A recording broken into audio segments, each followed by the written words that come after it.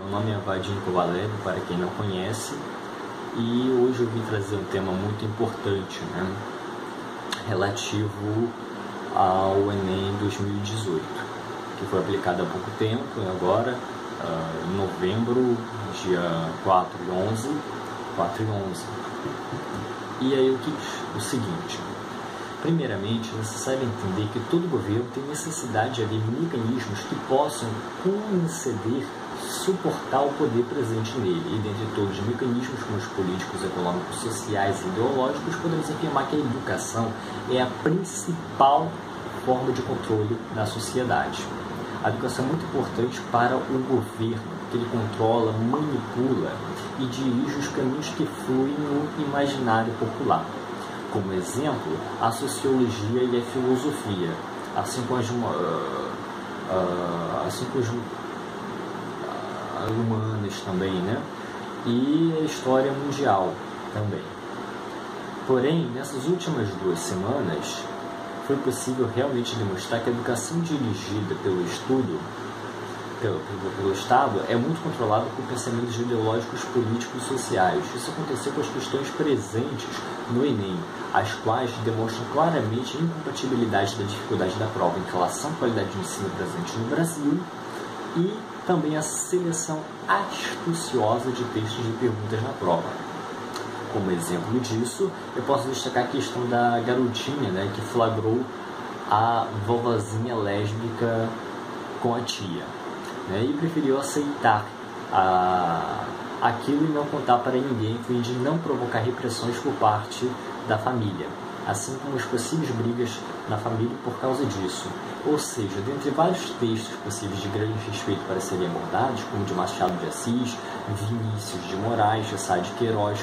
Clarice Lispector, Carlos Drummond de Andrade, Cecília Meirelles,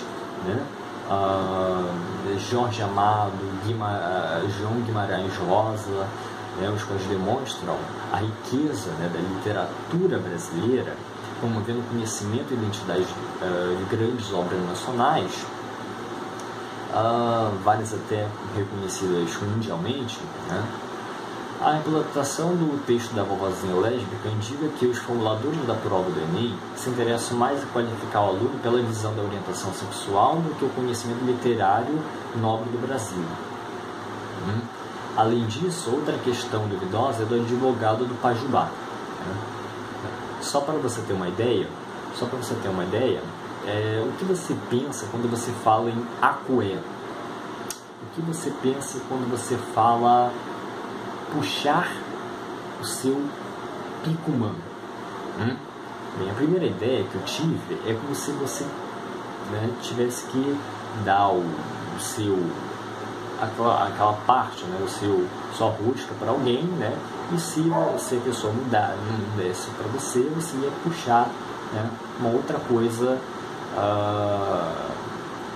astuciosa dela, vamos dizer assim.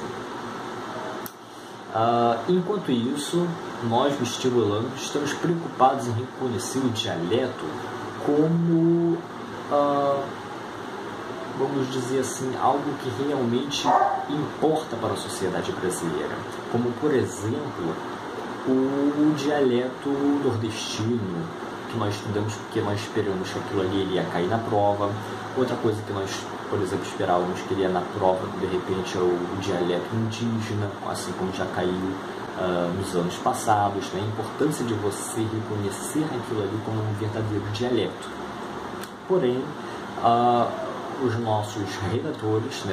estão muito mais preocupados em fazer com que nós aprendamos o dialeto pajubá como uma coisa muito importante, formal, da nossa língua, do que qualquer outro dialeto importante da nossa sociedade, visto que a resposta também certa daquela questão é aquela que diz que formaliza o dialeto de forma formal por estar contido na Aurélia. Ou seja, agora temos o dialeto gay, composto pelo pajubá, que, segundo as informações que eu tive, provém de línguas africanas para cá, que então foram transformadas e então se gerou esse dialeto, o que para eles é muito mais importante do que qualquer outro dialeto importante para a sociedade brasileira. Isso é uma coisa realmente de se preocupar, né? Tão formal quanto aquela que a gente vê na redação, né? E falando em redação, fomos surpreendidos pelo tema da manipulação de dados na internet, o que claramente reflete que os membros que escolheram esse tema queriam que nós fizéssemos uma redação com uma menção direta às fake news, fazendo lembrar as pessoas não mostrassem diretamente direita liberal e até conservadora. Sendo esse um tema muito amplo, complexo, difícil, diferente de todos já abordados, a intervenção obrigatória do parágrafo de conclusão também é impossível, já que acabar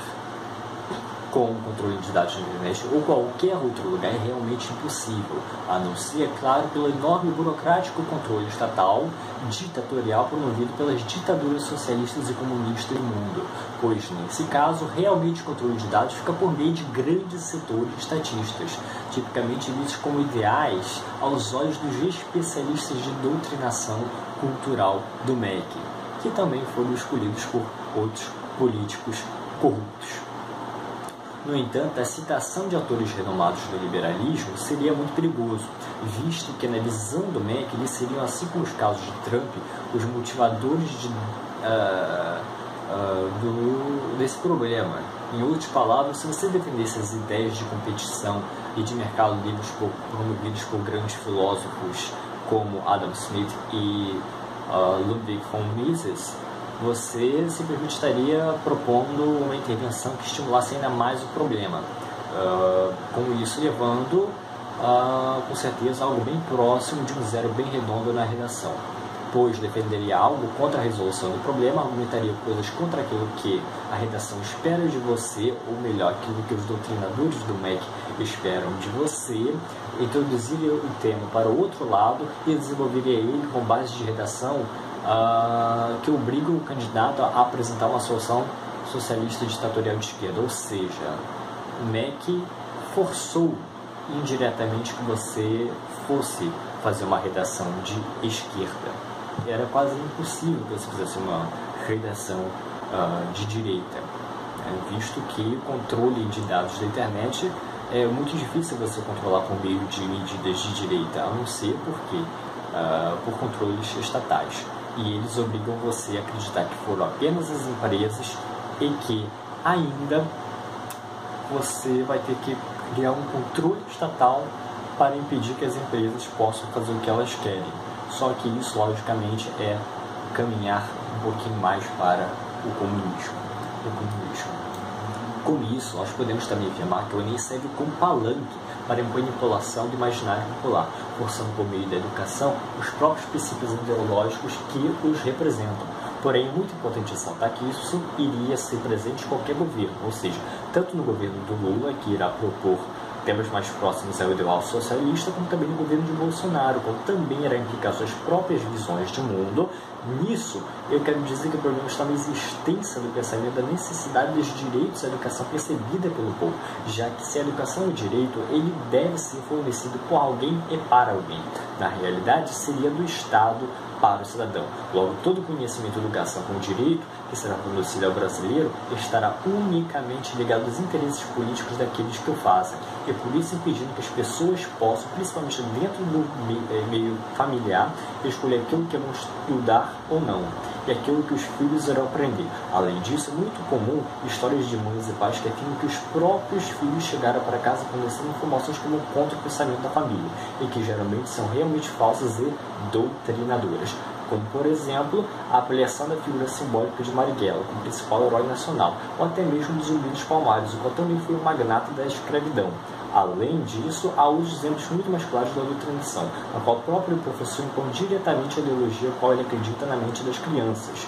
Nesse sentido, vale ressaltar que a doutrinação educativa não provém só do Estado de esquerda, mas também da direita, visto que até a década de 60 ainda havia recursos legais que poderiam permitir à família que os filhos tenham uma educação baseada no homeschooling, pelo menos até que o governo da ditadura militar resolvesse proibir esse tipo de educação, visto que havia a possibilidade de formar jovens que pudessem compartilhar os mesmos ideais políticos dos ditadores militares e assim fornecendo um leque de possibilidades de manipulação por parte do Estado, seja de esquerda ou de direita, impedindo dessa forma que a criança tenha uma educação baseada nos próprios princípios e vontades, as quais ela própria deseja para si, e não um currículo único, o qual nós estudamos 90% daquilo que não gostamos e até mesmo odiamos. Ou seja, estudamos um dia antes da prova, antes de passar para o próximo ano, e em seguida esquecemos tudo. Enquanto isso, países avançados nos quesitos liberais, como Singapura, já possibilitaram a exclusão quase total do currículo único, o qual possibilitou que cada aluno pudesse exercer as atividades escolares